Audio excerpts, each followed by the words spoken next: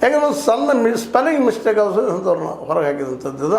ಮತ್ತು ಅದೇ ಕಾಲಕ್ಕೆ ಹೊಸ ಮತದಾರನ ಯಾವ ಗ್ರೌಂಡಲ್ಲಿ ತೊಗೊಂಡ್ರು ಅನ್ನುವಂಥ ಸಹಿತ ನೋಡಿದಾಗ ಕೆಲವೊಂದು ಕಡೆ ಒಂದು ಮನೆಯಲ್ಲಿ 10, 20, 50, 100, 500 ಜನಕ್ಕೆ ಒಂದೇ ಮನೆಗಳಲ್ಲೇ ಬಂದಂಥ ಆ ವ್ಯಕ್ತಿಗಳ ಲಿಸ್ಟನ್ನು ಇದೇ ನಮ್ಮ ರಾಹುಲ್ ಗಾಂಧಿಯವರು ಇಡೀ ಈ ದೇಶಕ್ಕೆ ತೋರಿಸಿದ್ದಾರೆ.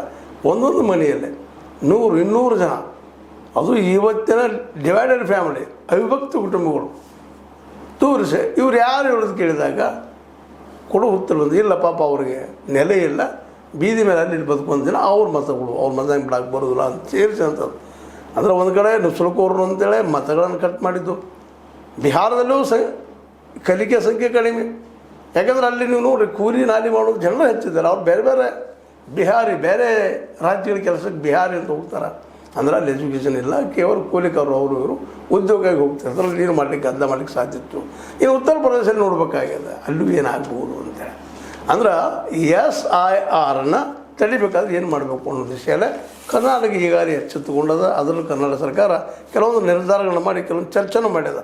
ಈ ಪಾರದರ್ಶಕವಾಗಿ SIR ಆಗಿರಿ, ಯಾರ ಮತದಾನ ಏನಪ್ಪ ಅಂದ್ರೆ ಸಂವಿಧಾನ ವಿರೋಧಕ್ಕೆ ಕಟ್ ಮಾಡೋ ಅವಶ್ಯಕತೆ ಇಲ್ಲ.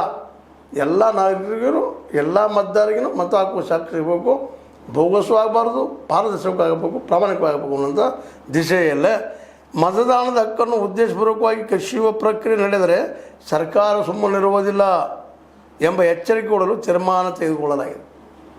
ಮೊದಲನೇದಾಗೆ ಯಾರದ್ದು ಕಟ್ ಮಾಡೋಂಗಿಲ್ಲ, ಉದ್ದೇಶಪೂರ್ವಕವಾಗಿ ಕಸಿಯುವಂಗಿಲ್ಲ ಮತದಾನ ಹಕ್ಕನ್ನು. ಅದು ಮಾಡಿದ್ರೆ ನಾನು ಬಿಡೋದಿಲ್ಲ ಅನ್ನೋಂಥ ಮಾತನ್ನು ಪಾರದರ್ಶಕವಾಗಿ ನಡೆಸುವಂತೆ ಚುನಾವಣಾ ಆಯೋಗಕ್ಕೆ ಸಂದೇಶ ರವಾನೆ.